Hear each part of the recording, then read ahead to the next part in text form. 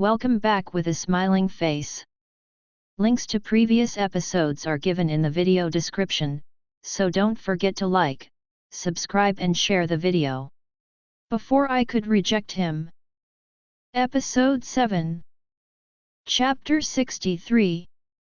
Alice. I had reached a clearing near a stream. Savannah, come out. I know you are here. The forest is surrounded, you cannot leave. I said in her mind as I felt her presence.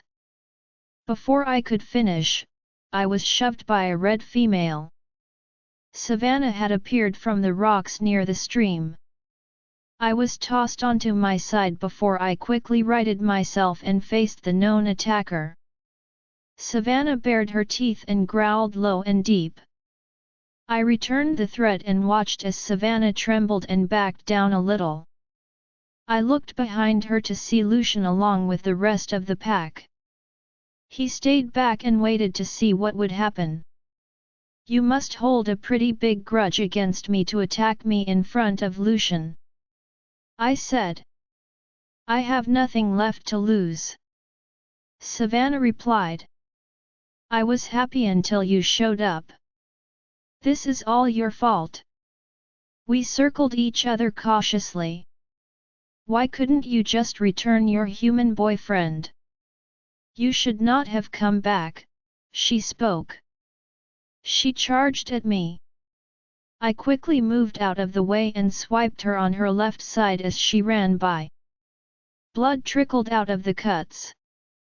Savannah howled at me and flew at me again. This time I didn't move fast enough and was hit in the side. I was thrown onto the ground from the impact. I rolled a couple of times.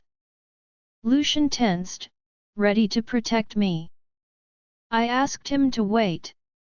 She ran at me and began trying to pin me to the ground. We clawed a bit at each other while trying to avoid being pinned. I quickly got the upper hand. Savannah tossed her body and tried to claw at my face. I finally found the opening that I needed and was able to close my jaws on her neck. Savannah continued to thrash about as blood left her neck. Savannah, submit or die, I said. She swiped across my right cheek as she shook from the force of my submission order. I'd rather die than give you the satisfaction of having me humiliated in front of the pack, she responded. Submit, Savannah. Lucian's voice roared in our heads. She seemed to stop for a moment, unable to defy his alpha command. I relaxed my jaws. I love you, Lucian, I always have and always will, she said. Suddenly she took a swipe at me with her claws. A deep gash appeared on my right side. I had no choice but to bite down onto Savannah's neck. I could feel the force of my bite snapping her neck. Her thrashing slowed down, her body lay dead hanging from my mouth. Howls rang out from the pack along with the praises. The pack was pleased that their Madame Luna had killed a traitor, and they were proud. Lucian, what have I done? I asked him, my heart full of sorrow. You didn't do anything wrong, Alice. She was delusional and blamed you for something which is beyond our control, he replied. I was feeling numb. Savannah had been one of my close friends in the Crimson Pack. Little did I know the grudge she had been holding against me. Lucian arrived next to me and licked my gash, trying to heal me. It's all over, Alice, don't blame yourself for whatever happened. Savannah went rouge by her choice. I never saw it coming. As an alpha, I should have been more careful about my pack. He ordered his betas, and they started preparing pyres for the bodies. Lucian and I walked back to our SUVs. One of the warriors passed us the clothes as we shifted and changed into a sweatshirt and pants. Lucian grabbed me in his arms as soon as we had changed. "You were very brave, I am so lucky to have you," he whispered while nuzzling my neck. "I thought you would be mad at me for defying your command." He chuckled, and we broke the hug, though he kept his hands wrapped firmly around my waist.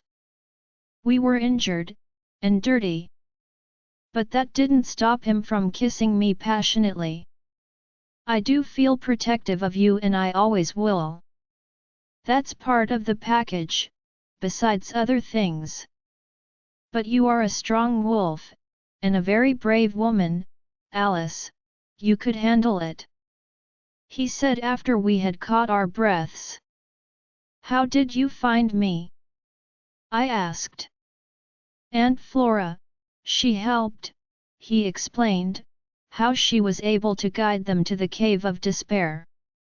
"No wonder that place was so wretched." "Auntie, you are so brave," Clara said when I finally caught up with Rick. "So were you, Clara, you are the bravest girl I have ever seen," I said, caressing her hair. "Thank you, Alice, for saving her," Rick said almost tearfully. I had never seen him getting emotional. "You don't need to thank me. I must apologize, Clara was dragged into this mess because of me," I said. "Don't blame yourself, Alice," Rick looked down for a while. "I never wanted to send you away. But I was weak. I was unable to manage the pack and the threats towards you." "It's fine, Rick, you did what was best for me and the pack. I don't hold any grudge against you." We smiled and hugged each other. "What do we do with Gregory's pack?" I asked Lucian as his surviving warriors were brought along. About 20 of them had lived, and they were bowing down in a submissive pose. "Which one of you is the beta?" Lucian asked. "I am," a tall, heavily muscled, dark-skinned man replied. "What's your name?" Lucian asked. "I am Dominic," he replied. "How many people are there in your pack?" "About 250 are left, Alpha," Dominic replied. "And Gregory was childless, I believe?" Lucian asked. "Yes," Dominic replied softly. "You are all welcome to stay at Crimson Shadow Pack. If you submit, I promise you will be well provided for. Those who want to leave, they can do so. I won't object," Lucian said aloud. The wolves looked at each other and then agreed to move. Lucian commanded Damon to arrange for their transportation. I rested my head on Lucian's shoulder when we were bundled up in the SUV while returning. I had a restful sleep after a long time. It was early morning when we reached the Jade Moon Pack. The mating picnic had got interrupted because of the kidnappings. Most of the other packs had returned. Though, several of the single wolves had found their mates. "Madame Luna, thank God you are safe." Meg and Catherine ran towards me, followed by Linda, Martha, Emma. Everyone had been worried sick. Breakfast, which happened much later that morning, was a joyous affair. Lucian and I dined with Rick, Daniel, and their families. I felt good after a shower and my injuries were mostly gone.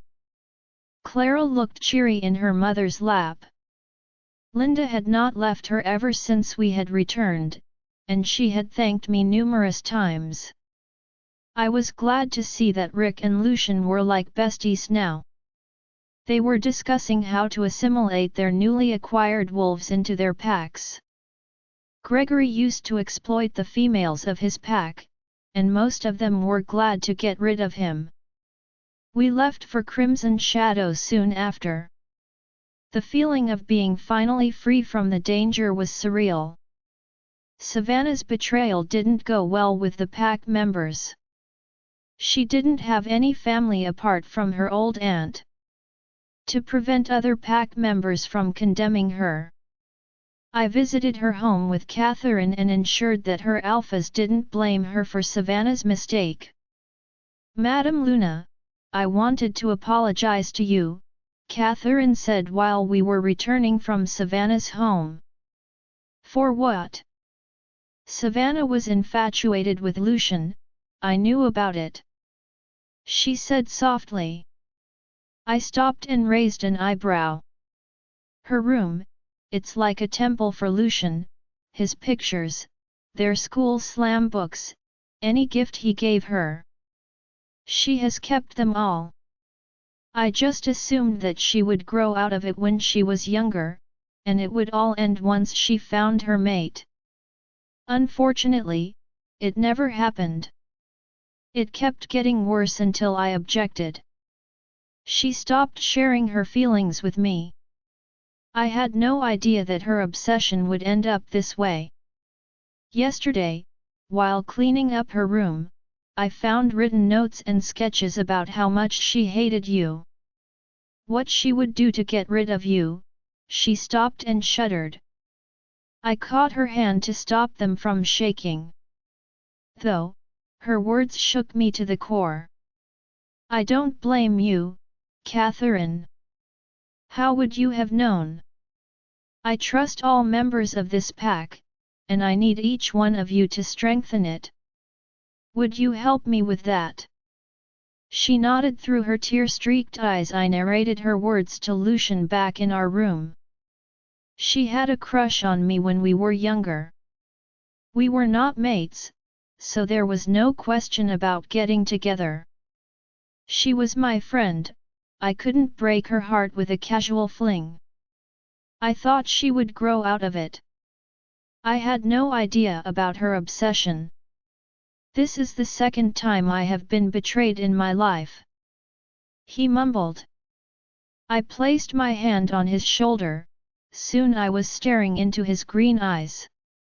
He leaned forward and I breathed him in.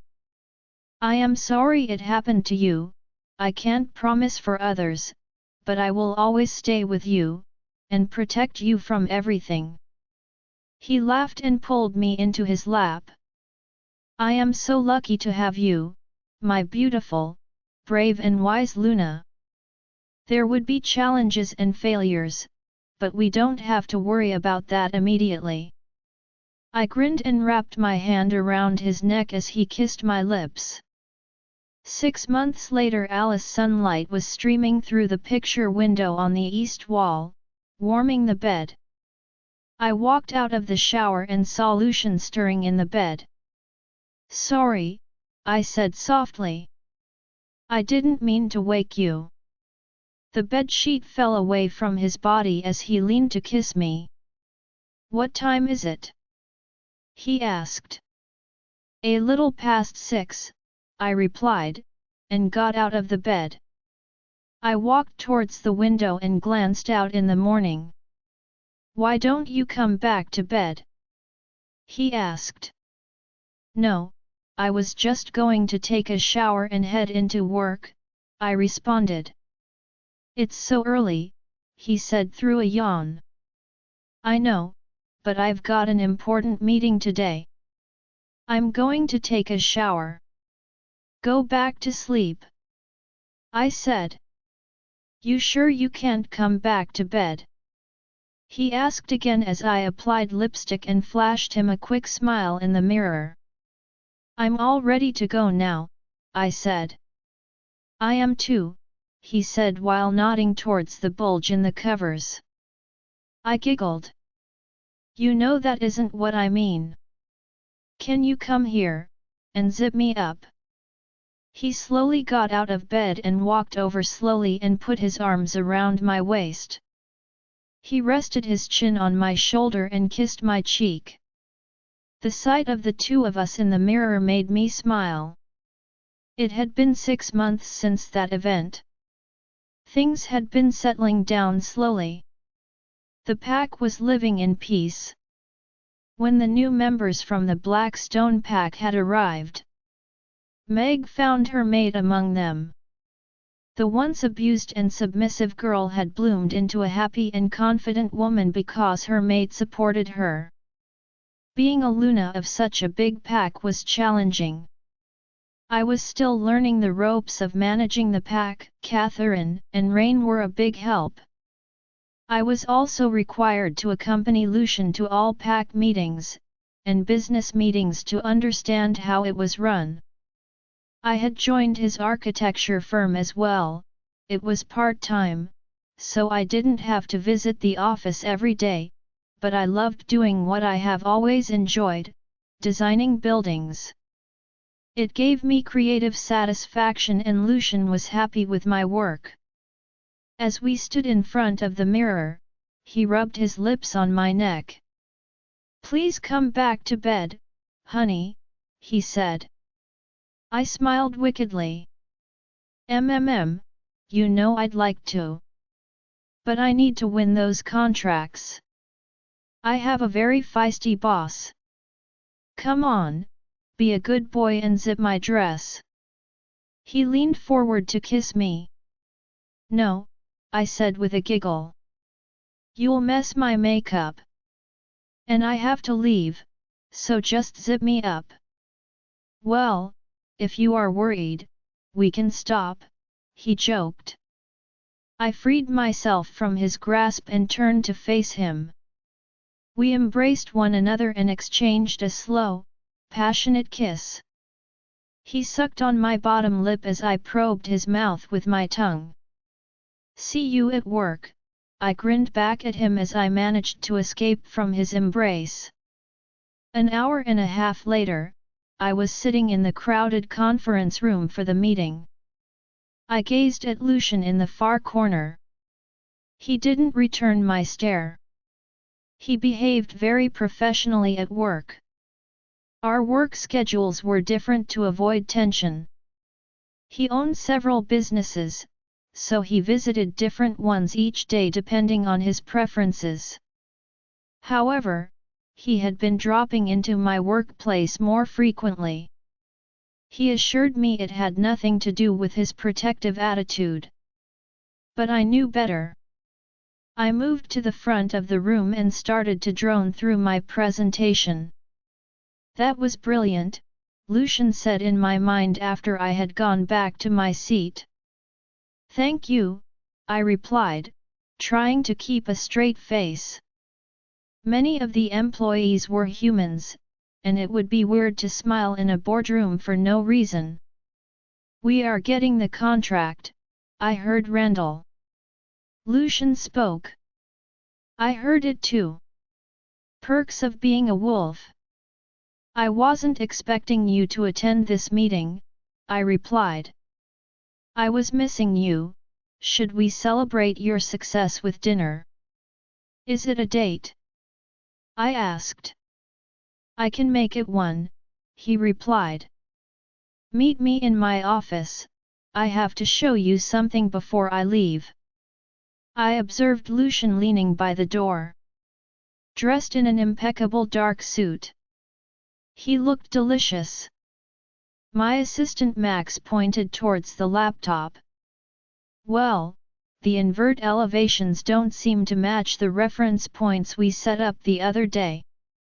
Is it something we can send an assistant to redo, or do we have to recalculate the whole mess?" I was half paying attention to the jargon coming from Max's direction, my head still tilted the other way. "I'm uncertain whether the entire set is wrong or not," Max trailed off, focusing on his computer.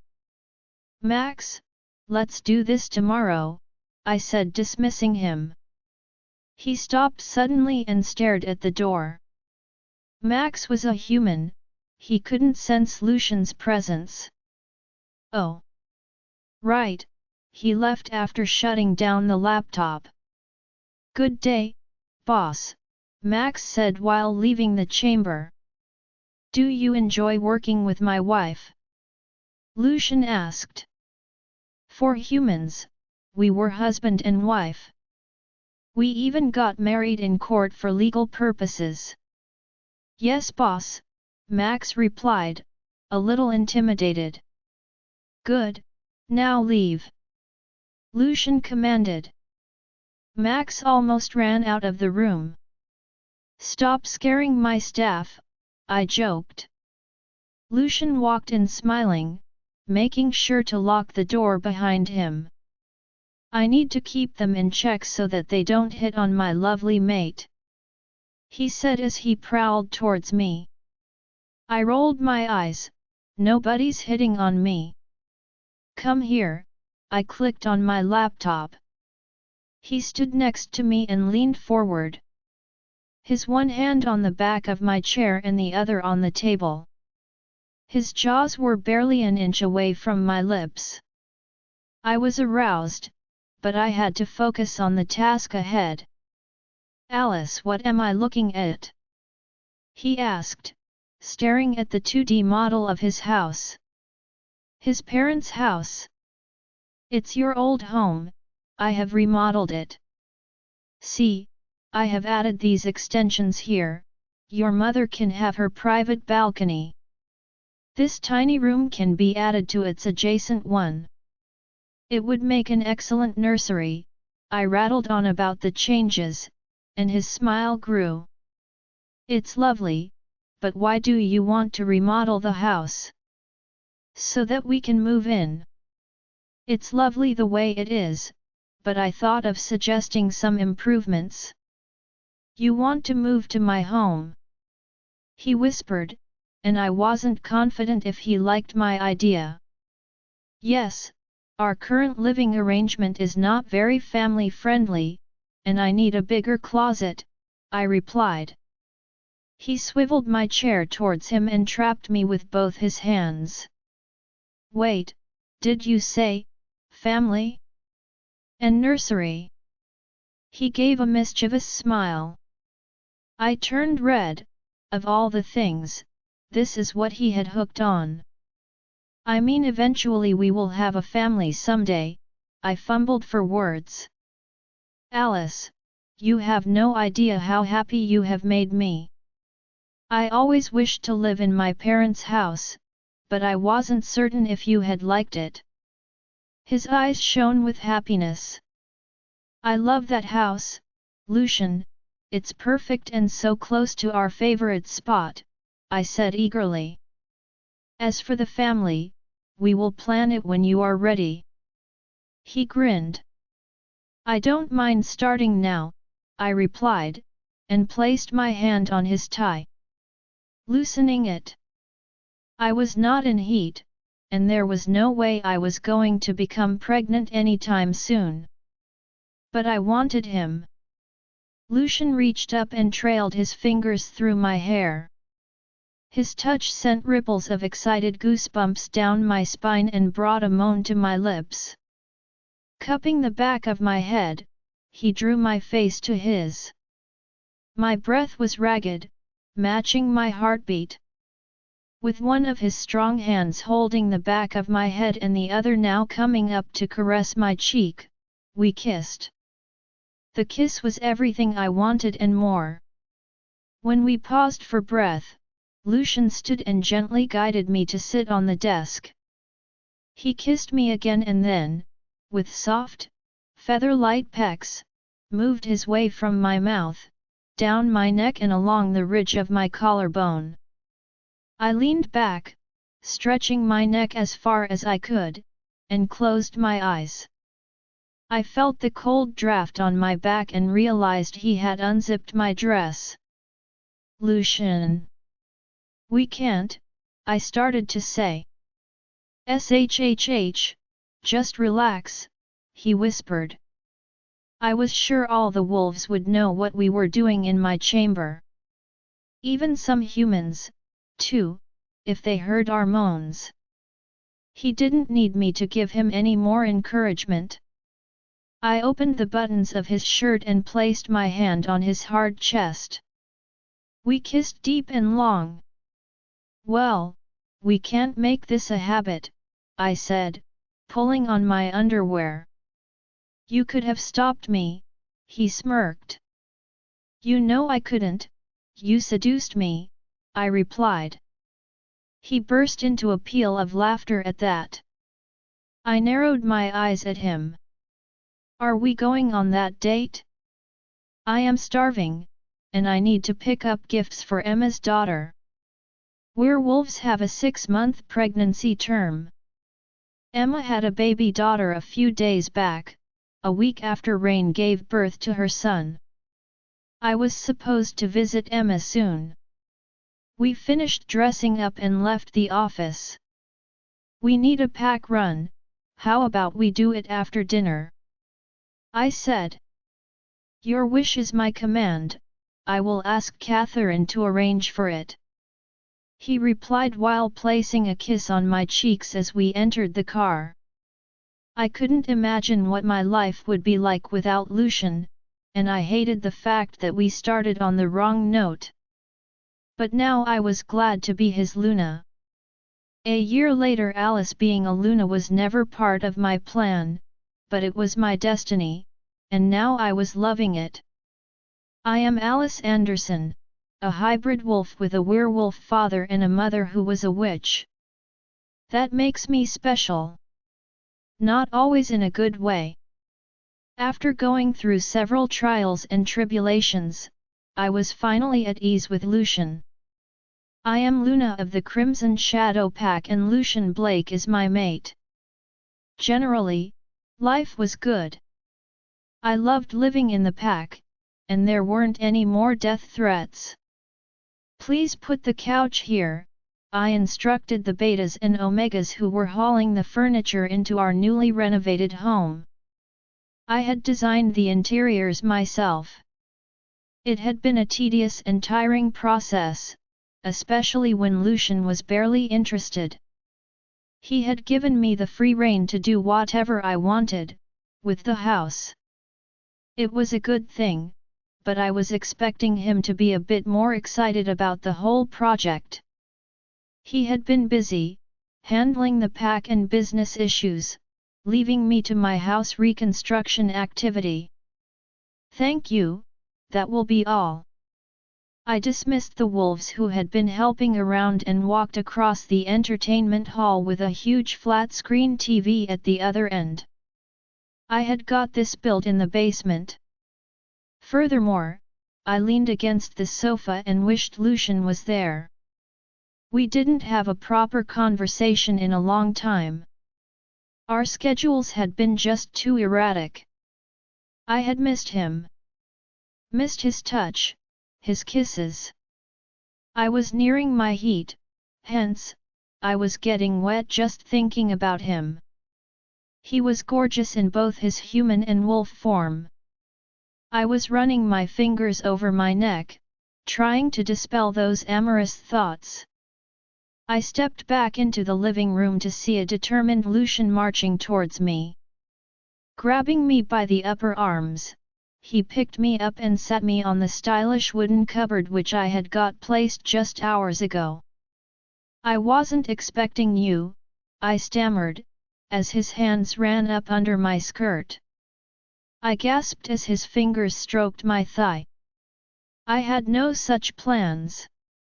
I thought I could get some work done since you were busy with the house fixing, he muttered over my mouth before crushing my lips beneath his. Instead, I find my mind filled with thoughts of us. Do you know what that's like? To try to listen to my betas reading out reports while your arousal and thoughts creep into my mind. I'm sorry, I wasn't doing it intentionally, but we both decided to keep our minds open. Does it look like I am complaining? He grinned, pulling me and placing a series of kisses down my neck. The furniture I was on shuddered with our movements. He kissed me fiercely. I held on to him as he ground against me and prayed the wood was put together well.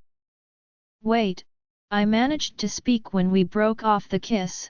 We are in the living room, Someone might walk in and I don't want to break all this new furniture. Nobody's around, he replied. Lucian, stop.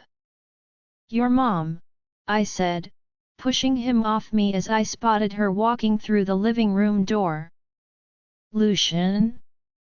Have you seen your sister? Lucian's mother asked aloud. He groaned and sprang apart. I stifled a giggle and buttoned my shirt, which he had opened haphazardly. Lenora is Luna of the Red Pack, Mom. She doesn't stay here anymore. He sighed, running his hand through his hair. Is it? But she is just 16. His mother said. Well, hello Rose, when did you arrive? His mother, the former Luna, Lorraine, had dementia, and she often mistook me as my mother. I still didn't know how she knew my mother, and she wasn't in her senses to answer my questions. I got up from the couch and walked towards her. Let me take you to your room, Mom. Did you have your medicines? I gently steered the older lady towards her room and wondered where were her caretakers. Come back later, I am not done with you. Lucian said in my mind. I smiled, he had not changed at all. I hoped he remained so always. Rose, did you kill the witch? Lorraine asked as I tucked her in bed. Yes, Regina is gone now. You are safe. Everything is fine now. Go to sleep. But there are others, Lucian doesn't know. She mumbled. I stopped midway and stared at her. What was she talking about? She frequently spoke things from the past and usually, they didn't make any sense, except a few times when she did. Like her warning about the witch Regina, who wanted me for my hybrid blood. But Regina was dead, what was she talking about? I didn't get to ponder on it, as she had dozed off soon. Making sure that she was in deep sleep, I walked back into the living room. Lucian was not there. I found him on the terrace staring at the river. Hey! I said, placing my hand on his broad shoulder. It looked tiny compared to the shoulders. He seemed sad, which made my wolf unhappy. What are you looking at? I said, peering at the garden. Thanks to our wolf vision, I could see perfectly fine into the rather overgrown garden. Must get the garden pruned before housewarming. I reminded myself. Lucian turned towards me, his green eyes had a melancholy look. We used to have birthday parties in the garden, Dad used to arrange for a jumping castle. It was fun. He was talking softly as if talking to himself. I craned in my neck to listen. Lucian had never spoken about his childhood or family before, and I wanted to listen. My father wasn't perfect, made some wrong friends and committed a few mistakes, but he was a good father to Lenora and me. I circled my hand around his arm and leaned my head on it. Do you miss him? It was a stupid question. Who wouldn't miss their parents and good memories of childhood? I miss having a family, that's all. My childhood was not very smooth. He shrugged, then turned towards me smiling. Sorry for spoiling the mood, I just recalled those memories when Mother arrived. He said apologetically. It okay, Lucian, I like hearing about your life, you don't talk much about it anyway. Would you like to talk? I asked. He smiled his familiar dimpled smile. Perhaps, later. Would you like to give me the tour of my house, preferably ending in the bedroom? He said. My knees went weak. Sure, I grinned back. Holding his arm, we walked back into the house. The weather was fine, although the sky was cloudy. The worst time of winter had passed, and the wonderful spring was coming. Birds from the south had returned and sang their beautiful symphony. The wicked snow was gone, replaced by a vast carpet of grass. Flowers of many kinds had blossomed and filled the air with their fragrance. This was the best time of the year to have a housewarming. It was an intimate party with Rick and Lenora's family. We had also invited Emma, Damon, the pack betas and some close friends.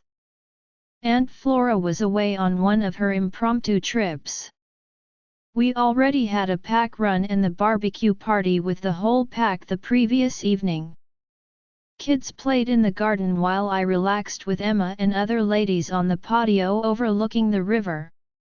I gazed at Emma and other girl fussing over their babies and older kids. Even Catherine had Namara to look after. I knew what I had to do. Have Lucian's babies. I picked up my pina colada and smiled absent-mindedly. Are you even listening to me? Emma broke my reverie. Sorry, what? I replied, trying to catch the gist of the conversation flying around me. For a change, I had closed my mental link with Lucian. I didn't want him listening to our girl talk. I was narrating how annoyingly possessive Bobby was during the early stages of my pregnancy. So I had to attend this really important lecture. I had to fight with Bobby to let me attend it. Medical school is not easy after all. I was standing by the car, talking to some of my classmates. Bobby didn't like that. He came flying through his car, grabbed me and hauled me behind him. He growled low in his throat, and said mine.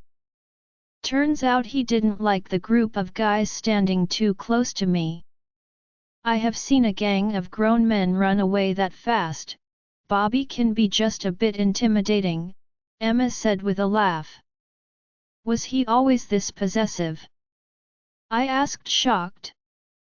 No, but he became more possessive once I was with his pup. Linda and Rain, who had been listening, quietly giggled.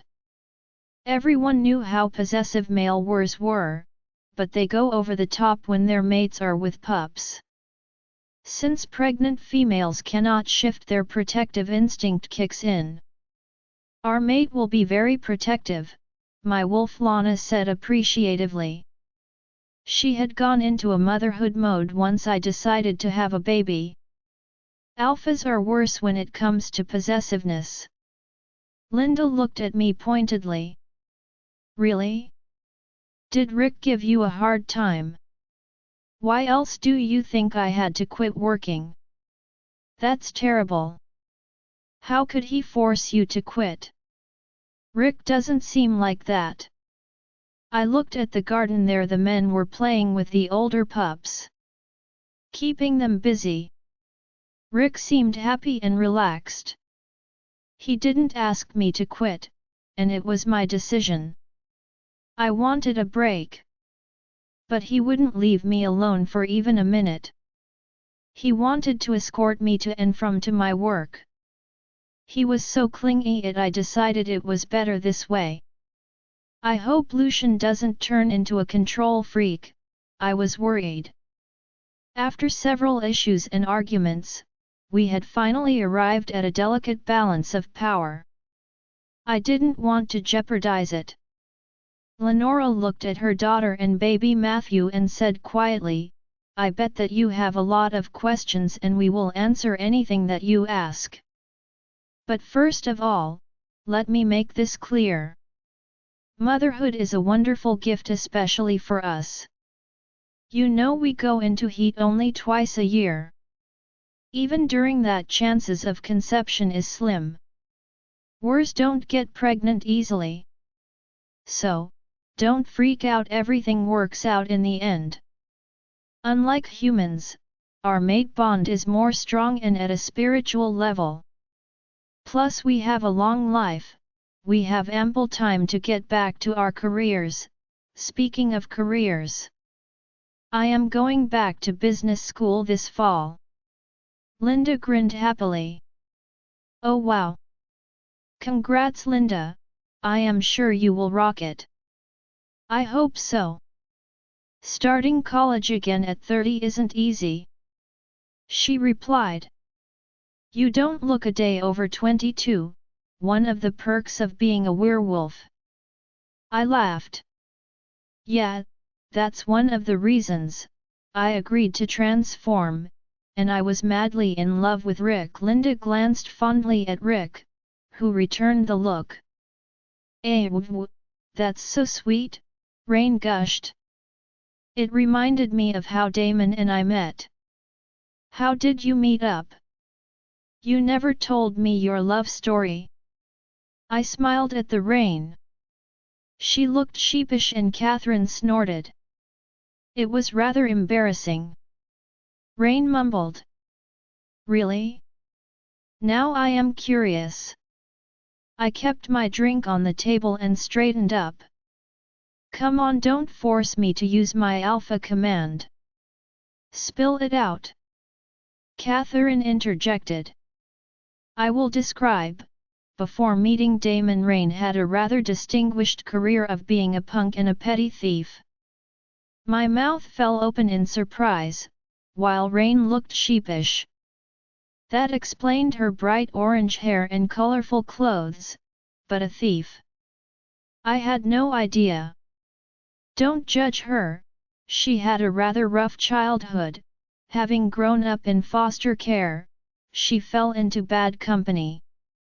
To cut the long story short, Damon caught her when she was trying to break into the Alpha's car.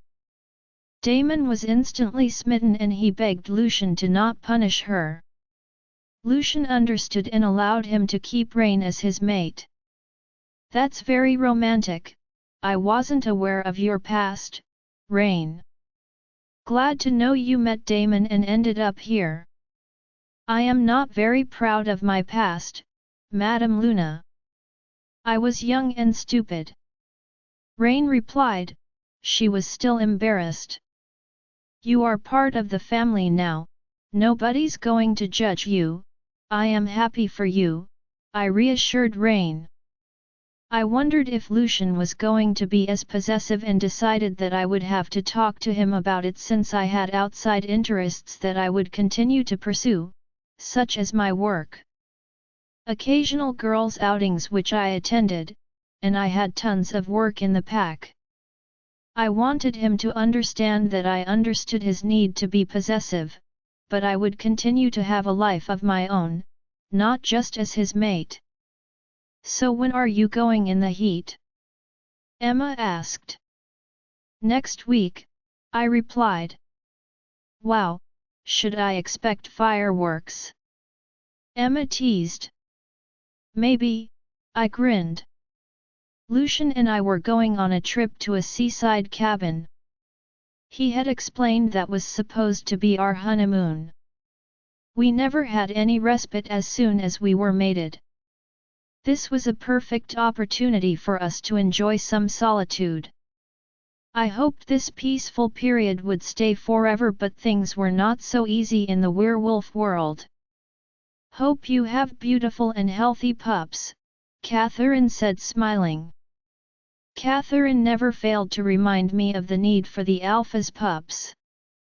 Hello, ladies, who are having pups? Lucian arrived happily, swinging his niece Sherry in his arm. The little girl was squealing. Maiden Luna, Rain replied, making me choke on my drink. She was kind of a loudmouth. Always blurting out wrong things at the wrong time. Lucian looked at me dumbfounded. What? Ignore her, Rain is just being Rain. Did you eat something? Kids must be hungry, I said, trying to change the topic. By the end of the day everyone was a little tired, but happy. I thought about how fortunate I was to have these people, my family with me to enjoy such a time. I thought about how many times we could have done things together, but life always seemed to get in the way. There was always work, pack issues, danger, and betrayals. There was always something to be done, always some place to go. None of it seemed important now, the only thing that mattered was these people, this singular second in the infinity of time. I was with people who loved me, with people I loved. The man I loved and who loved me back. Everything else didn't seem important. One good thing which had ensued during those troublesome days, when Regina threatened us, was the regular training. Lucian made me get up early every morning to train with him and his betas in the gym. That habit had remained. Compulsory training was part of the pack rule now, irrespective of gender. Whenever I trained with Lucian, I would usually limp out of the gym, sore from all the times that I got pinned down by him. Me being his mate did not prevent me from getting as rigorous training as the rest of the pack. Wolves respect strength and are instinctively inclined to submit to someone stronger than themselves. Hence, alphas need to maintain their strength. Lucian was such an exacting taskmaster, he sparred with me himself. And he never held his punches. I loved the challenge and enjoyed it. The relation between Lucian and me was good after our training sessions. We would then have breakfast together, either by ourselves at home or with the pack. He typically accompanied me to my workplace if his schedule allowed it. There were hurdles, especially with the new members. Gregory's pack was pretty backwards in this regard, and despite all this time, we were having a hard time integrating them into the Crimson Shadow pack. Their youngsters had never gone to a regular school, as education was never a priority with Gregory. Moreover, some of his top betas and supporters had fled when Lucian took over his pack. We had no idea if they joined some other pack or turned rogue. As long as they were not a direct threat to us, Lucian wasn't bothered. As the Luna, it was my duty to ensure that all the females above 14 joined the training, even if they were weak. Is there a problem? Why aren't you training? I asked as I reached a group of girls huddled in the gym. Madam Luna, it's nothing. We were just. I raised an eyebrow. The girl fumbled. Madam Luna, our friend Lucy, she wasn't allowed to join the training. We were just talking about her. Not allowed? Who didn't allow it? I asked puzzled. Her parents, in our old pack, girls didn't train. It was considered disgraceful. The girls said. I shook my head and folded my arms. What is your name? I am Betty, the girl replied, looking a bit scared. What do you think about it, Betty? Do you like training with the pack? Yes, we love it. We feel strong, and our wolves love it. They feel thrilled when we exercise with the pack. Betty replied. Good to know that. I will talk to Lucy's parents. Now go back to your training. A few hours later, I was standing in front of a modest-sized house near the western boundary of the pack land. This is where most of the previous Blackstone pack resided. Alice, I still feel you shouldn't have come here. You could have just sent one of the betas. They have to follow the pack rules. Catherine said. Catherine and Rain usually accompanied me, they were my unofficial betas. I had yet to choose my betas. After Savannah's betrayal, I needed someone trustworthy. No one talked about her. They skirted her topic completely, especially around Lucian. He seemed to get irritated whenever Savannah was mentioned. I know, but I want to listen to them and understand their reasons. Simply, giving commands and expecting the pack to obey it blindly, it's unfair. I replied. Catherine stared at me puzzled. She had trouble understanding the human side of things. Wolves were used to obeying their alphas no matter what. I rang the doorbell. A middle-aged woman opened the door, and she looked baffled on beholding me. Madame Luna! She exclaimed. May I come in? I asked pleasantly. Of course, she replied and moved away from the doorway. The house smelled of cinnamon and sugar. She seemed to be baking something good in the oven. It also appeared to be teeming with juveniles. I could scent them and hear them whispering from the above floors, and behind the walls. A little girl's head popped out from behind her mother as she gestured me to have a seat. How many children do you have? Asked casually. I have 9 daughters, Madame Luna. She replied. Wow! They must be quite a handful. I replied, still reeling by her answer. 9 daughters. She must be fond of kids. I thought. Hello Madame Luna, a huge middle-aged man arrived. He was her mate, I assumed. He bowed low and looked as frightened as his mate. They were the Rossi family. Hello, I hope you are comfortable here. I asked. Yes, Madame Luna, we have been very comfortable here. Alpha Blake has been very gracious. I chatted with them for some time, then broached the subject of their daughters not joining the training. Our daughters are all below 18, the oldest 4 girls are too scared to go out among other wolves. Our previous pack was not very safe. Mr. Rossi said, looking a little perplexed. Crimson Shadow is pretty safe, I can assure you that. There is nothing to worry about, your daughters would become stronger and would be able to defend themselves better.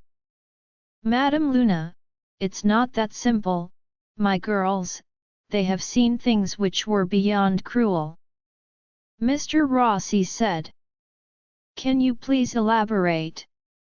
The Rossi couple looked at each other, then he took a deep breath and said, Madame Luna, please forgive me for this, but my daughters are my life. The bonds and commands I had with my previous alpha have been broken, and this is encouraging me to speak about this for the first time.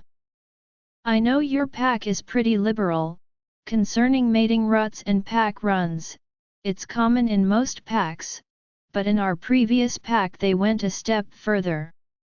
He took another deep breath as he continued, except for the alpha and other high-ranking females, all other unmated females were forced to service the unmated males from our pack as soon as they turned 18, and this would continue until they were claimed by their mates.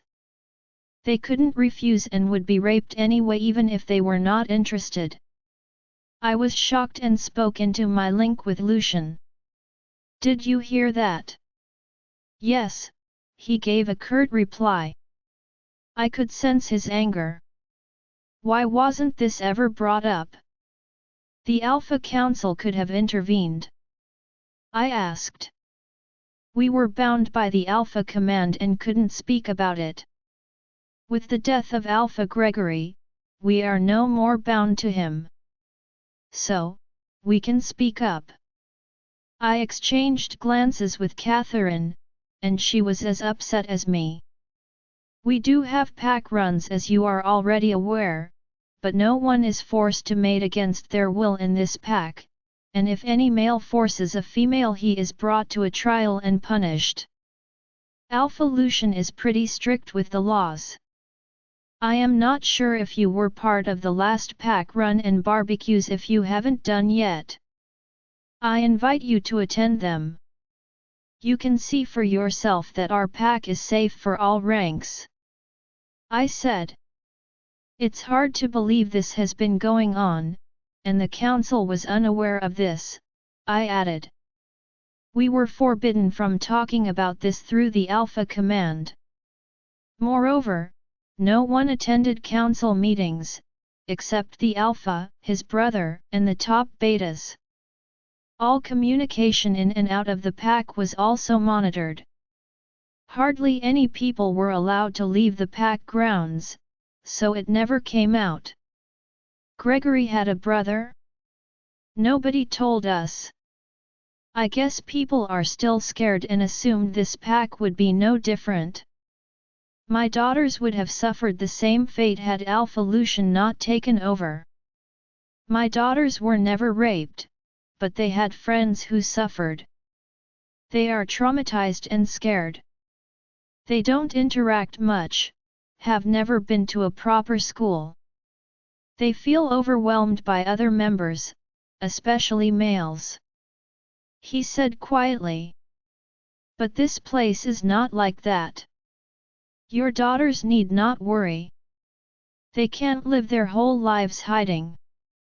Can they? Don't you want a good future for your daughters? To see them grow into confident women? Rossi slowly nodded. So let them be part of the pack activities. I will make sure they are treated well. Enroll them in the pack's school. I will arrange extra tuition for them so that they can catch up with their peers. I understand your misgivings. I assure you I will do whatever I can to help your daughters lead a normal life. You will do that? Oh, thank you so much, Madam Luna. Mrs. Rossi gushed. But Mr. Rossi still looked unconvinced. But you are the Luna. So? I raised an eyebrow. In our previous pack, our Luna did not have any power. No women did. The Alpha took all decisions. Wait, what? Gregory had a mate. Yet, he wanted me? It didn't make sense. Not a true mate. He never found his mate, or maybe he did, we are not certain. Our Luna was barren, so she was killed by the Alpha. Rossi said. I was disgusted. I could sense Lucian's angry growl through our bond. This pack is different. All decisions concerning the internal running of the pack, especially those related to women and children, are taken by me. Do not worry, Alpha Lucian is aware of everything, he won't object. I assured them. Alice, after meeting Rossi girls and convincing them to join the training, I returned with Catherine. Lucian and I needed to talk. If Gregory's brother had escaped, he could be a potential threat. You seem upset, Catherine said while I drove back to the pack house. I am feeling bad about the humiliation and fear those girls went through. I haven't tried reaching out to the new pack members. Things were so busy in the last year that they slipped off my mind. I feel like a failure. I lamented.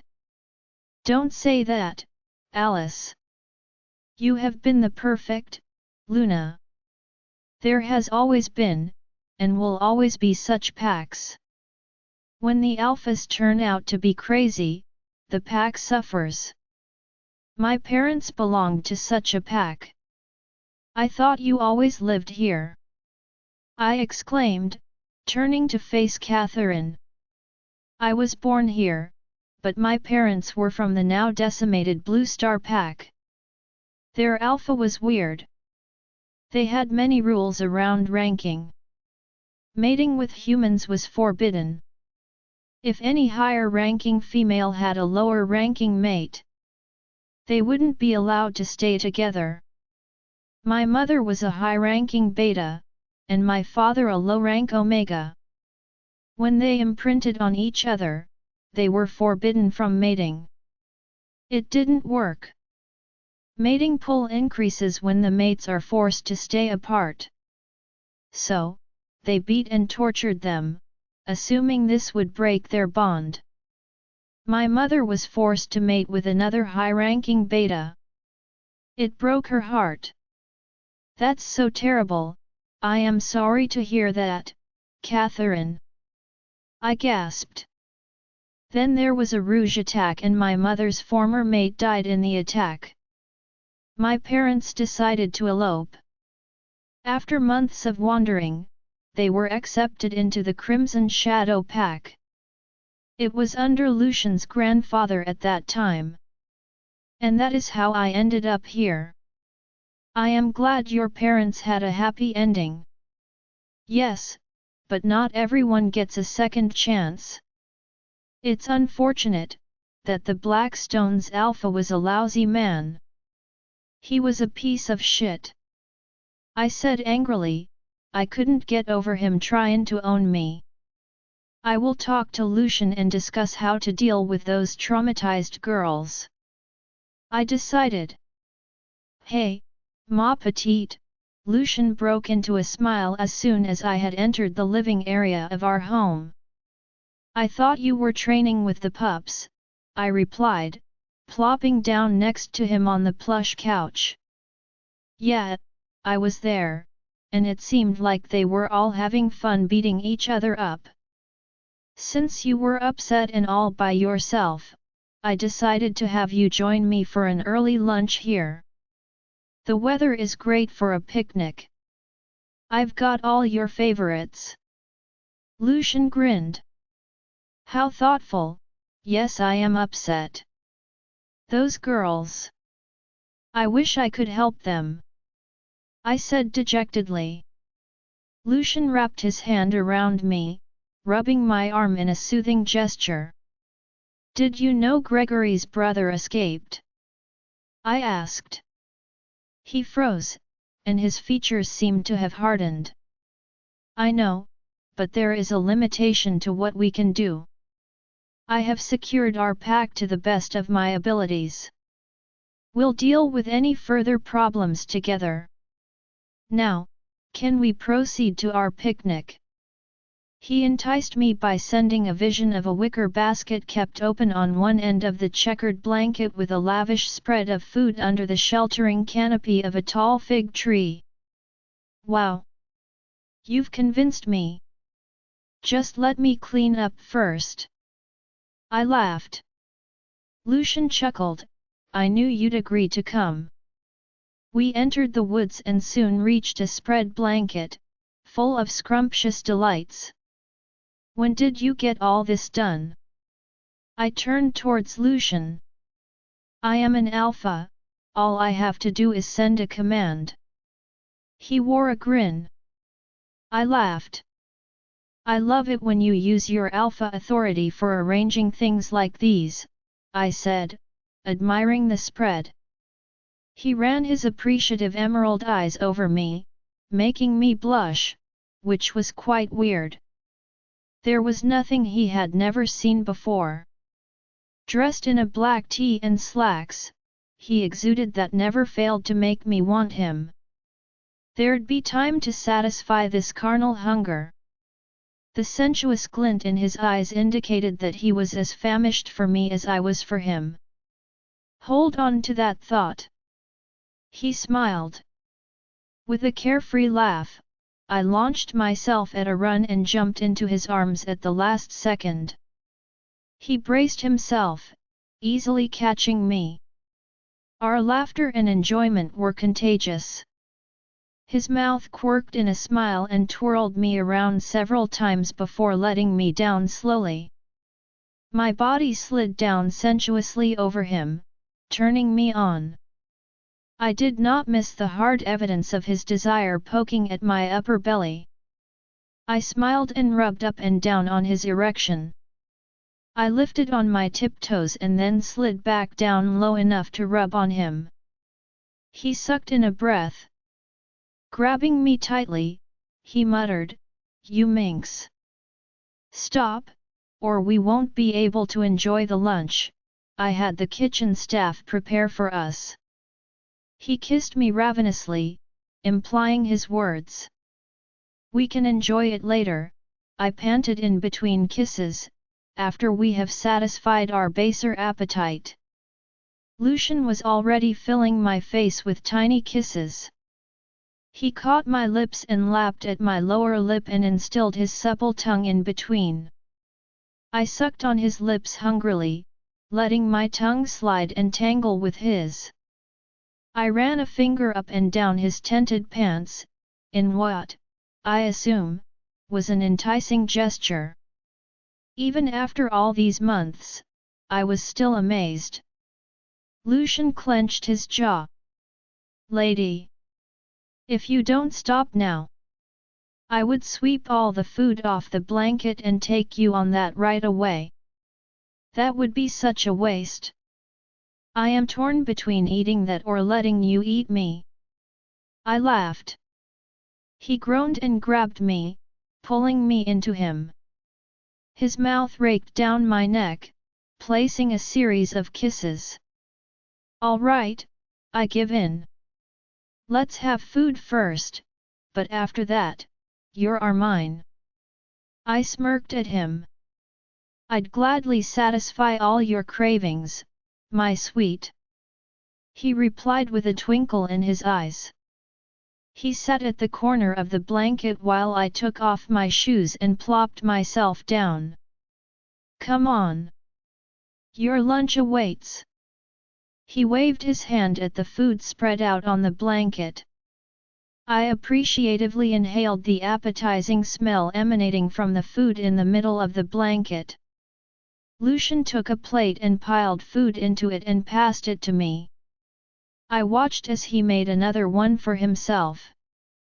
The heat of our desire simmered between us as we are, but there were more important things to talk about. We talked quietly about the situation with the new members, touching briefly on how the pack was receiving the new members. They had been extremely accommodating so far. "I think we should hire a professional psychologist for counseling these girls and other members. There is already so much to do, we won't be able to convince them on our own," I suggested. "That's an excellent idea. Let me ask Dr. Jones if he can arrange for a werewolf psychologist," Lucian replied. I looked at him cautiously, careful to guard my thoughts.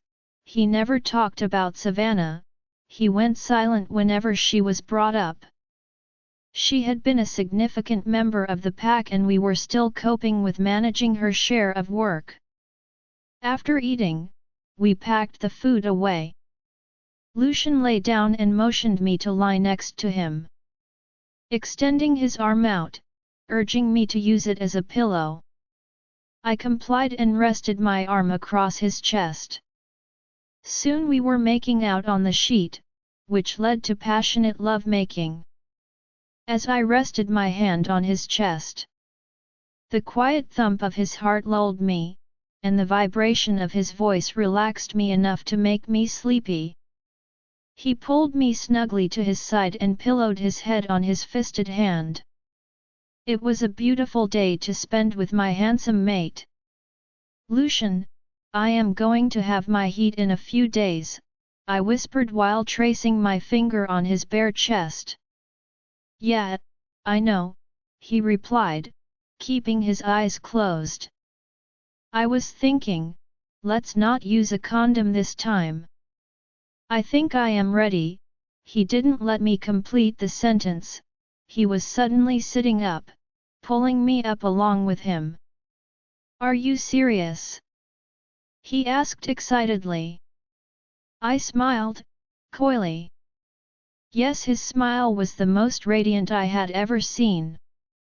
"I can't wait to start," he grinned naughtily and kissed my forehead. Lucian, it was early morning when Alice and I headed out to Azure Beach, our chosen destination. It was the latter portion of March. I could sense her feeling a bit guilty about taking me away from the pack. I smiled. "Don't worry, they can live without us for a few days, they are in good hands," I assured her, hearing her thoughts. "That's good to know. Have you been away from the pack before?" she asked while leaning back in her seat, arching her back a little. She looked a bit odd. "Several times. I keep taking business trips. Daniel and my friend Garrett even went backpacking through Europe right after college. So, it's not like the pack has never been on its own before." "Alice, what are you doing?" I asked as Alice moved her hands on my jeans.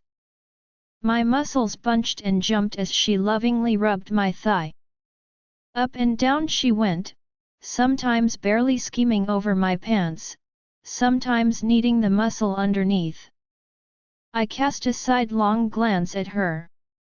Her mischievous smile adorned her face. "You didn't have your tea, did you?" I asked. "Catherine was supposed to give me a calming tea. I don't know what she gave me, I can't keep my hands off you." Alice cribbed. Knowing Catherine, maybe some fertility potion, I chuckled. The intoxicating smell of Alice's musk grew sharper in the enclosed space of the car, making me salivate for her taste. "Don't start something you can't finish," I warned. Licking her lips in anticipation, she winked saucily at me and said, "Who said anything about not finishing?" "Woman!" I cursed. My nostrils flared as the sweet aroma of her arousal and her natural lilac scent assaulted it. I ground my teeth in a futile attempt to keep from losing control and crashing the car. We were going over 90, for sake. Fortunately, the road was empty. I furrowed my brows in concentration and slowed down the BMW. It was a Herculean task, as Alice was attacking my neck, kissing and nibbling my mark. I frantically searched for an access road to the park and not kill ourselves in a car crash. Alice had reached my jeans and I had luckily pulled into a side road, parked under a tree and killed off the engine. Pushing the seat away from the wheel, I pulled her silky hair away from her face as she slurped her way on my shaft. I was not fully erect yet, but I was getting there fast. She looked up at me and smiled, with her mouth full. It was such a beautiful sight. She was so beautiful. She slurped loudly and ran her lips up and down the shaft. "Whatever Catherine gave you. It's hardcore," I chuckled. It felt like heaven. My mate was attending to me so beautifully with her mouth. Alice was mewling as she hungrily adored my manhood. Opening her mouth wide, she was trying to swallow almost the entire thing. Her wet mouth felt like a silken vice, and the visual satisfaction of seeing her like this was enough to push me over the edge. I felt the telltale tingling of an impending climax. "Babe, stop!" I panted. "Wait, I am about to come, babe. I want to avoid hurting you." Sweat dotted her brows and her wild scent sent me reeling. She released me for a few seconds. "Don't worry, I can't take much of your anyway. Once I feel your asterisk growing, I'll leave." Her eyes burned with lust. Why didn't her heat happen more frequently? I thought. I was entranced by the beautiful sight of my mate begging for me.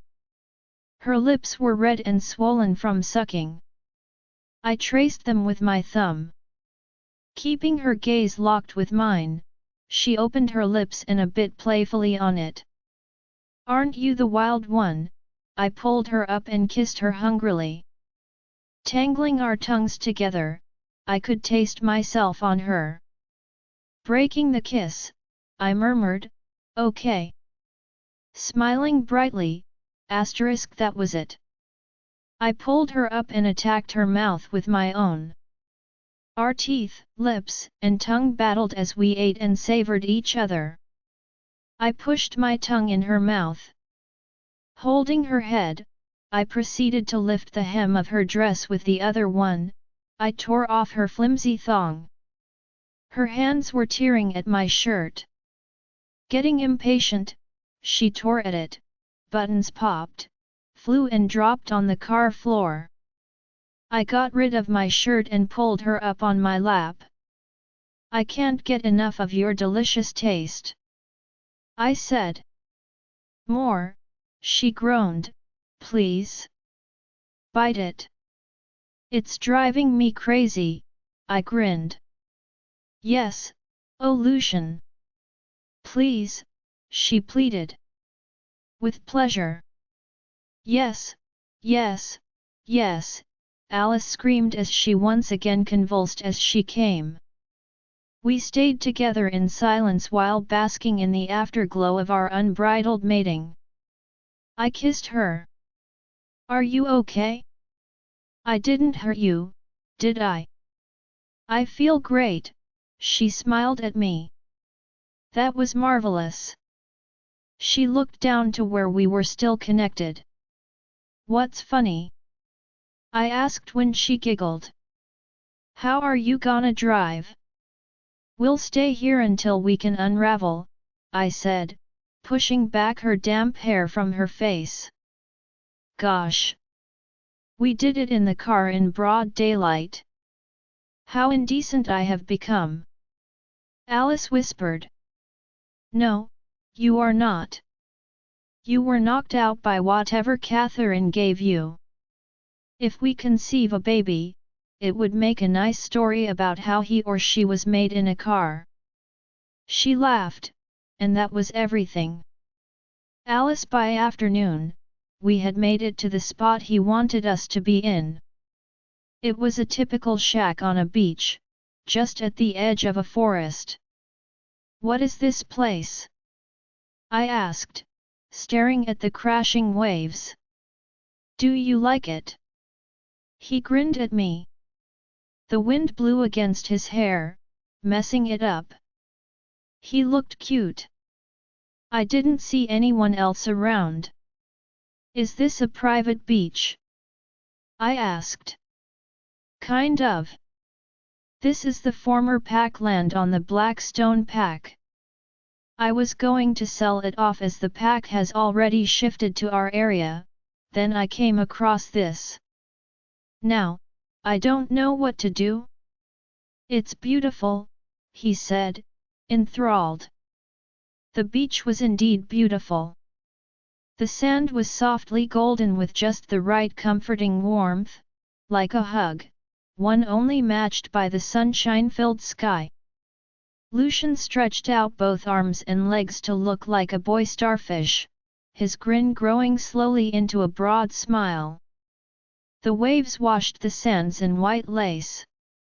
"It's too beautiful to be sold," I exclaimed. "Yes, but I don't know what to do with it," he replied. "I was honeymooning in the area where I was previously kidnapped. It was weird. Let's see who can reach the water first." I grinned and started running towards the water. It was nearly untouched, so it was the perfect place to just be ourselves. This was a remarkable place. The sun shone bright, and the white waves kissed the sand at regular intervals. Lana, my wolf, was itching to get out. So, I stripped off my dress and shifted as I reached the water's edge. It felt heavenly. "You are quick," Lucian panted, catching up to me. "Listen, it is not my fault you run like an old man," I stated to him. Lucian turned to face me, and I inched my way toward a cliff jutting out from the rocks. "You are quite slow," I teased. "Sure, your knees are fine." He had had all the teasing he could take and lunged at me. Lana loved a good chase. I sprang out on the sand with Lucian hot on my heels. I darted in a zigzag pattern to lose him, but he wasn't fooled. He bowled me over, and we tumbled down a sandy slope. As usual, I ended up pinned beneath his weight. I loved this position and felt the passion for him crank up. I could smell my desire, and I knew he could, too. I wiggled, just to make sure he got the message. "Do you want to explore more, or are you just interested in X?" he asked, pushing himself against me. "Just X," I barked at him. He entered me slowly and grasped the back of my neck, holding me still underneath him. I needed him so badly. My paws dug into the ground as he started to pump into me. I held my body, demanding him, and accepted him gratefully. Every part of me screamed for him. I wanted to be filled to the brim. It wasn't long before he exploded inside me. That sensation pushed me over my edge and I felt my body tighten around him. I felt sated as he howled his pleasure over the seaside. As we lay in the sand, I shifted back to a human form. A few moments later, the fur receded from Lucian, and he wrapped his arms around me. "Do you think I would get pregnant?" I asked, stretching my body out. We were still joined, and I liked to pull on him a little. It felt good. "At the rate we have been going. Highly likely." He chuckled. "You know, it feels like I want to get pregnant now. Can't wait for another 6 months, if it doesn't happen." "Whatever makes you happy, babe. I would love to see you with our pups, and so would the pack," he said, fiddling with a strand of my hair. "The wolf in you knows this is the appropriate time for you. It's time for us to make pups. Your stress level is down and I am near. The instinct is correct, and I'll be happy to alleviate the urge anytime you feel it," he said, running his hands over the front of my body. After we got unattached, I went towards the sea. The clear water looked inviting. I felt dirty after the long run and the tussle afterwards. After our bath, we shifted and caught our afternoon meal. The taste of fresh meat was terrific. I had forgotten how amazing the fresh kill tasted. Lucian had let me do the hunting, and he was right. Running and the adrenal rush helped me soothe my heart. We were lying down under the stars, near the cabin, as a fire spluttered near us. I was using his arm as a pillow while resting my head in his arm. "So when did you plan this?" I asked while trailing my finger on his pectorals. "I wanted to take you away for quite some time. Remember when I made several trips with our betas, moving the pack and accessing the area? Then I stumbled upon this place." "How clever!" I chuckled. We stayed still for some time. "Lucian, the Black Stone Pack has lived in this area for generations. They must be attached to this place. Don't you think it would be unfair to sell it off?" "I haven't decided what to do with it yet. But, do you have a better suggestion?" "I was thinking, maybe turn it into a resort? Some kind of private getaway. It would bring in good business. The former Backstone member can work there. This way their heritage would be preserved. What do you think?" He stopped stroking my arm and looked down at me. That's a wonderful idea. I didn't know you also possess a business acumen. What to say, I am a woman of multiple talents. I laughed. Of course, you are, dear. However, I have no experience in the hospitality business. I don't own any hotels or resorts, apart from a few restaurants. So, this will be a new domain for me. I am sure you will do well. And I will help, of course. Rick owns a hotel. He can guide you. We discussed our plans and talked about random stuff until I was overtaken by the heat again. Alice, our time ended much too quickly. I loved every minute of it. We hunted and explored to our heart's content. I was sad when it was time to leave. I realized that this was the most amount of time Lucian and I had ever spent together, alone. We blended so well it surprised me. We didn't have anything like a honeymoon or even much of a real date. Our relationship just materialized into existence out of thin air, but it did feel solid. As we drove back towards home, I contemplated our relationship and life. Lucian seemed lost in his thoughts. It was a comfortable silence between us. We reached the packland in the late evening. I yawned and stretched my body. I badly needed some rest. Go in and get some rest? I have some work to catch up on. Lucian spoke while taking out our luggage. I am not tired. Let's meet the pack. Catherine and I need to talk. I pressed my lips in a grimace. Lucian chuckled. Come on. I am sure she gave you that drug in a good faith. Don't be hard on her. She is more excited about our pups than us. I know, but I don't fancy conceiving babies in the middle of a highway in a broad daylight. I retorted. It wasn't so bad, he laughed, pulling me towards him and grabbing my waist. No, it was great, but I still want to have the talk about personal boundaries, I replied. We were walking happily towards the pack house when suddenly Lucian came to a screeching halt. I followed suit and watched him. He was eyeing the surrounding ground suspiciously. His ears twitched in a warning. I tried to understand what was upsetting him. It was just us in the middle of an empty clearing. Something's wrong?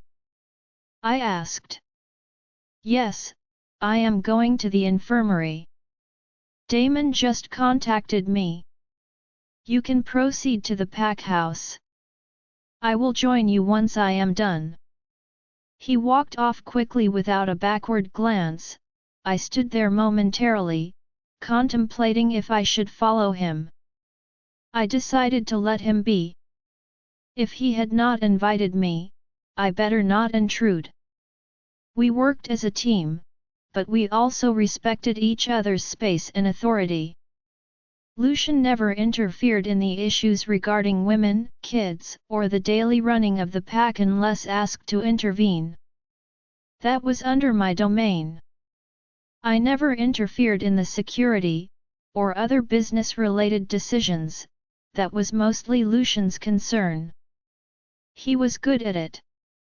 Madame Luna. It's so good to see you. Rain gushed, as I entered the dining hall.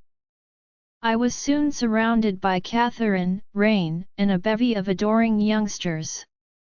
I had a good trip, thanks for taking care of the pack in my absence. I smiled, at Catherine and Rain. We love to serve you, Alice. I hope you had a good time and made strong pups. Rain grinned, making me snort. Thanks, Rain, we tried our best. I grinned back at her.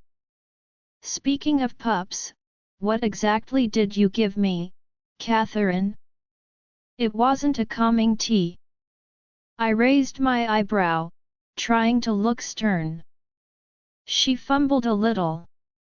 Sorry, Alice, it's a popular fertility herb.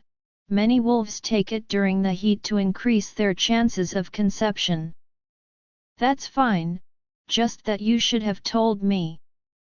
I nearly assaulted Lucian in the middle of a highway. I mumbled, earning a giant round of giggles. Can we get the details? Rain asked, grinning. No. I warned, leading to another round of giggles. Rain. Catherine admonished her again, as usual. Anyway, I hope we get alpha pups soon. Rain said, sniffing me. I don't smell anything yet, she said, wrinkling her nose in concentration. I had no idea how soon after conception my scent would change, but it could not be within a few hours of doing it. That won't happen until next month. It takes about a month for the pup to become big enough to affect the scent of the pregnant mother. Catherine replied, rolling her eyes.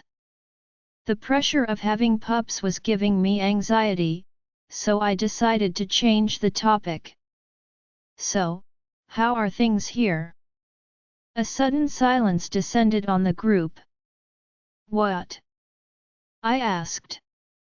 Things have been going fine, except a few murders, Catherine said, softly. Murders? I was shocked. Lucian and I stared at the mutilated body of the two women. They were young, aged about 18 to 22. We found them near the dockyard. It was left in an easily discoverable place. There was no indication of an attempt to hide or bury their crime. Nothing was found on or near the body that can point us to the evildoers. Damon said gravely. Who perpetrated these crimes? Any lead, any evidence? The lack of genetic evidence and scent marker points to a war. Humans, as we know, are unaware that we can hunt by scent alone, so there was no reason to mask their scent. Peter, my tracker, leaned forward on the table. I doubt that this is the work of one individual. The crimes are too perfect. He exclaimed. I breathed deep to keep calm. My wolf was riled up at the thought of helpless humans massacred for no reason. Such deeds screamed of cowardice. The interesting part is they were also newly turned, Peter added. Possibly, kept in captivity, seeing the manacle marks on their wrists and ankles. My wolf Jake twitched in anger. So, it's rogues? I asked. We can't be certain. Damon replied. It could be someone from our pack. I said. The betas and the trackers looked grim. With so many new arrivals, it was a possibility. One of them could be a depraved sadist killer. The fact that the bodies were in the shipyard which is owned by us, the perpetrators would be having access to it. Check on everyone who works there and who all had access to it last month. I ordered. But Alpha, that would cover almost 80% of the pack. Most, our people work there. Damon commented. So? I raise an eyebrow. Everyone has to be checked, is that clear? Nobody can be trusted. There was an eerie silence in the room. We were all reminded of Savannah. I cleared my throat. We are looking for a lone one or a group of rogues. This could be a freak incident. But, we need to be vigilant.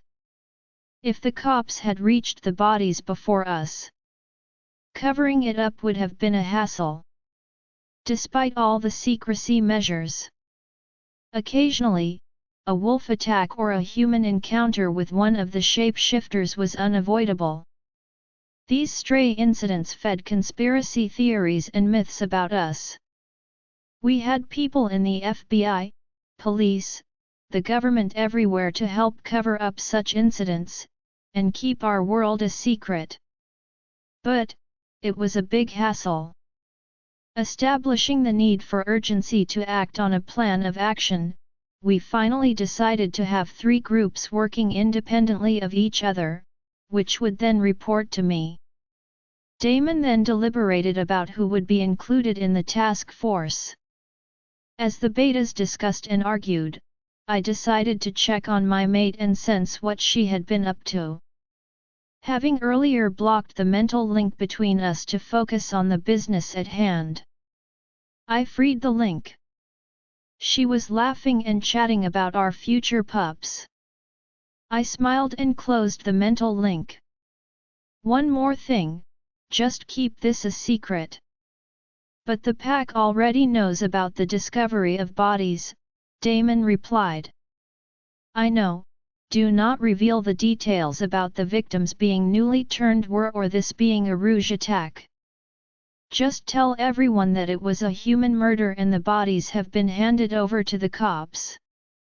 Meanwhile, send these bodies for autopsy and continue the security measures. I commanded and leaned back in my chair. I was suddenly exhausted. We barely had a few months of peace. I didn't want another problem, in case Alice got pregnant. This chapter contains gore and violence. Please be warned. Olivia, I was woken by the agonizing screams. Panic and terror momentarily paralyzed me as the memories of rape and brutal beatings overwhelmed me. I tried to move my arms, but a sharp pain shot through my body. One of my eyes was swollen to shut, so I had to make do with one eye. Peering in the dark, I saw one of those monstrous shapes moving.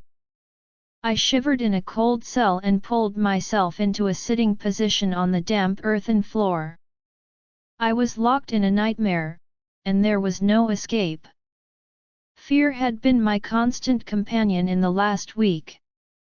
I craned my neck to hear the dull slap of flesh against flesh, accompanied by the shrieks that echoed in the murky darkness of the prison. They were doing it again.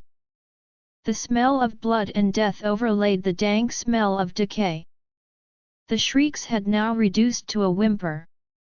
I wished to die, it was preferable to the monster I had turned into. I had become a monster just like them. I was on my way home from my waitressing job when 2 men grabbed me and hauled me to a waiting van. I was petrified. I did not know what kind of creatures my abductors were, but I found out soon. They were shape-shifting monsters incapable of being reasoned with, much less pity. All of them were pure evil as they laughed and reveled in each pain inflicted on their victims. Their eyes glittered with insanity when their prey screamed and begged for mercy. I remembered clearly the first time I came upon their leader. He was hideously grotesque.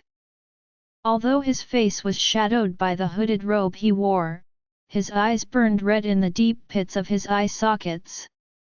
He radiated an almost tangible air of evil. I had screamed in horror when he stepped close and roughly grabbed my face. I knew instantly he wasn't human. I wasn't a believer in the supernatural, but after that encounter I was. I was raped practically from the moment I was abducted, in the van. They passed me around and took turns in violating and beating me. Pleading and crying did not move them. After my abuse, they dumped me in this cell. That was when I noticed. I shared this prison with other women who had been taken like me. I witnessed others being violated, raped, and beaten. What's more, each woman was subjected daily to their leader's experimentation. They would be taken to his makeshift lab and strapped on a table. He would then inject them with some strange concoction that left them writhing in agony. Fire coursed through their bodies as they shuddered and shook in excruciating pain. When it was my turn, seeing his face up close was beyond frightening. Sharp, yellowed teeth filled his mouth, his veins stood and crisscrossed his bulging forehead. His brows were ridged, and his nose was strangely misshapen. Strangely, after looking closely at me for several moments, he sniffed my neck from left to right, then abruptly pushed me away. In a grating voice, he said, "The usual tests." He didn't look at me again. Turning, he walked away. That's when I noticed that although he stood on 2 feet, his limbs were strangely bent. His body was tall and bony, and bushy. He was also hunched with a hump leading his back. He looked insane. He was evil personified. My turn on the table was utter agony. I prayed for death as my flesh seemed to burn from the inside out. Blisters appeared and burst all over my body. I felt my bones crack and move as I screamed in vain for mercy and oblivion. Shaking myself back to the present, I listened as everything became eerily quiet. I mused at my dire predicament.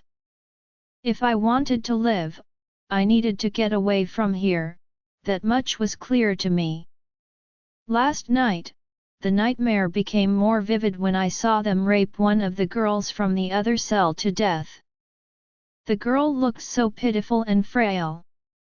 Her emaciated body flopped like a rag doll between 2 of their captors as they violated her simultaneously, one drilling her front while the other hammered her mercilessly in her back. Her lifeless eyes stared vacantly in space. Spending themselves inside her, they got tired of not getting any reaction from her.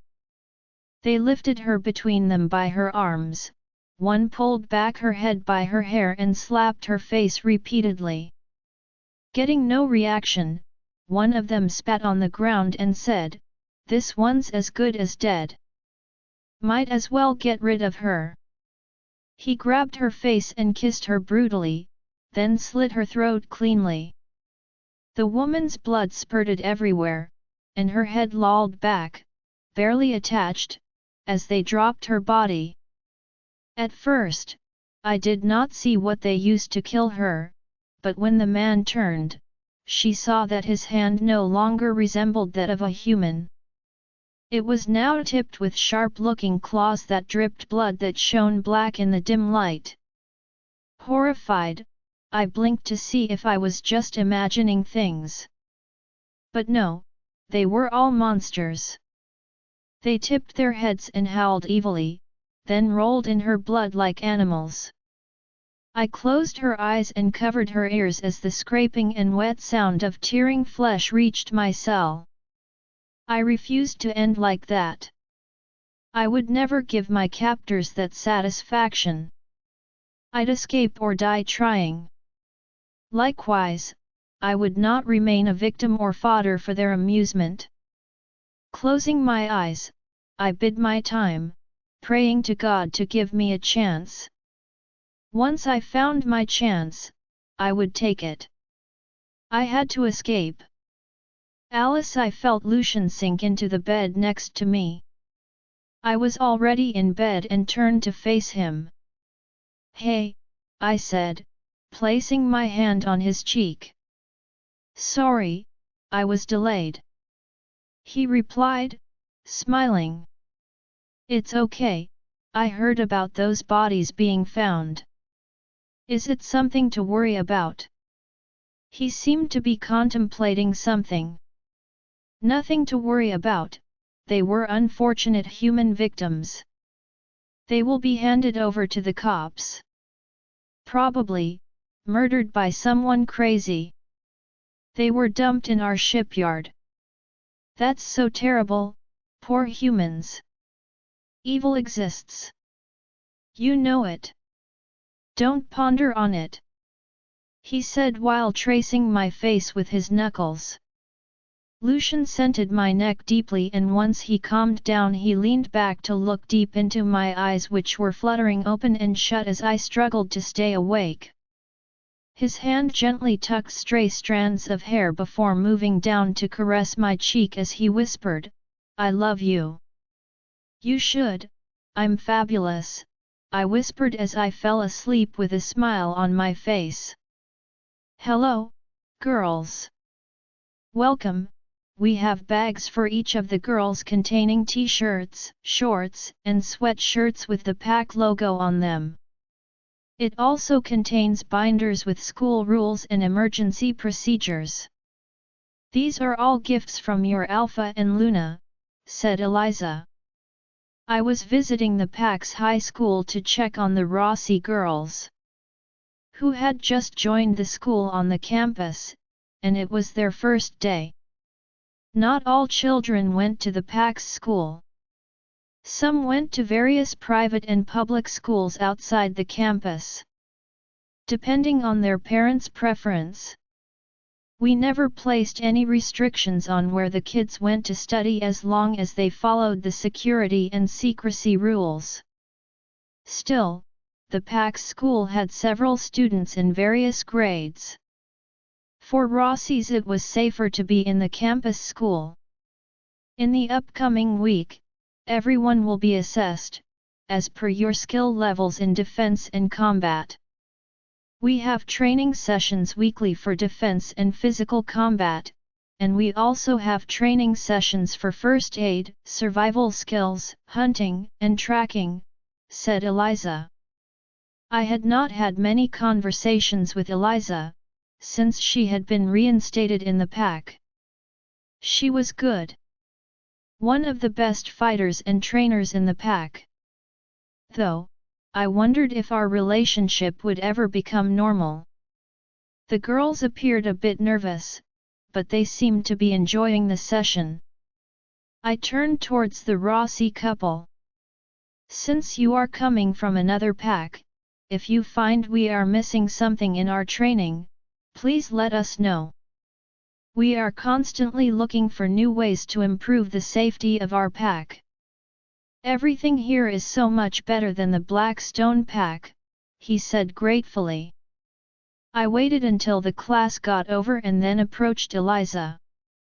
"You are doing a wonderful job, Eliza," I smiled. "Thank you, Madame Luna," she replied, with a slight bow. She seemed different, less hostile. "I would like to invite you to join me Tuesdays at my house for the women's lunch group. It gives us a good opportunity to catch up on pack gossip, and to be quite honest, it's a good opportunity to get away from our mates," I said, laughing. Her face looked awestruck. "You are inviting me? Aren't you part of the pack?" "I am." "Good then, see you on Tuesday." I smiled. She looked a little taken aback. "Madame Luna, I wanted to say this for a long time. I am sorry and ashamed of my previous behavior. I don't deserve your forgiveness, but you saved my life. Otherwise, I would have been executed. Furthermore, I just wanted to express my gratitude. You deserve a second chance, Eliza, and you are doing a good job of training these girls. We have to stay and work together. So, we should bury the past and stay cordial." I wasn't ready to be friends with her, not yet, but being hostile in the same pack would be a bad move. I was the Luna, after all. "Thank you, Madame Luna, I will see you on Tuesday." The sky was overcast and dark grey clouds hung low over the mountain as I looked out through the back windows of the kitchen as Emma put some dishes from breakfast on the table. Several members of my old pack were getting ready to sit at the table after loading their plates, and I heard Martha say in a loud voice to be heard over their conversation, "It's supposed to rain, make sure you bring your jackets, and when you come in to wipe your feet, you'd better not track mud in my kitchen."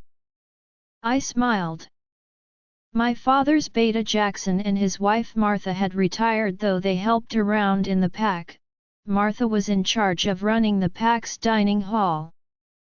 No wonder, it was always serving warm comfort food. I had always loved her cooking. I was visiting Jade Moon, which I usually did once a month, just to catch up with my other family and friends. "Why am I not feeling anything yet?" I asked Emma, as I sipped my coffee. "Have patience, it's been just 10 days. She replied. "What if I don't conceive? What if I am barren? Will Lucian dump me? God, what will I do?" I mumbled absent-mindedly. Emma rolled her eyes. "Stop being so dramatic. It took me 2 years to conceive. Not everyone gets pregnant on their first try, and you are not barren. What if I am because of me being a hybrid?" I asked. "Don't be ridiculous. I can run some tests on you for your peace of mind. But, I don't think it's needed so soon. Just relax, your anxiety will make things worse. Just keep trying." She winked at me. We discussed various things and I told her about Eliza, how she had changed, and I had invited her over. "You mean that woman who tried to seduce your mate? That's weird," Emma said seriously. I laughed. "I am not becoming friends with her. Just cordial, she is part of the pack after all." Emma suddenly became alert, as if talking to someone mentally. "Bobby contacted me. They need me at the infirmary." "Anything bad?" I asked curiously. "They have found a body of women. I am going to check it and take it away for the autopsy," she replied. "What? That's unfortunate," I replied, and then it suddenly struck me. Was it a pattern? Maybe I should talk to Lucian about it. He was in the city, attending some business meeting, hence too far for our mind link to work, so I called him. "Enjoying, sweetheart?" he asked, from the other side of the phone. "Yes, but something just happened. Remember those bodies which were found in our shipyard? Emma just told me they have found a woman's body near the Jade Moon pack. Could it be a pattern? Am I thinking too much into it?" I could hear him breathing, heard as if trying to control his anger/anxiety. "When did this happen?" "Today," I replied. "Stay there, I am coming to pick you up. Do not leave alone. Is that clear?" "Yeah, sure," I replied. I wondered, was this the beginning of new problems? Join our Facebook and WhatsApp group for more updates, link is given in description. Rest audiobook will be continued in next episode.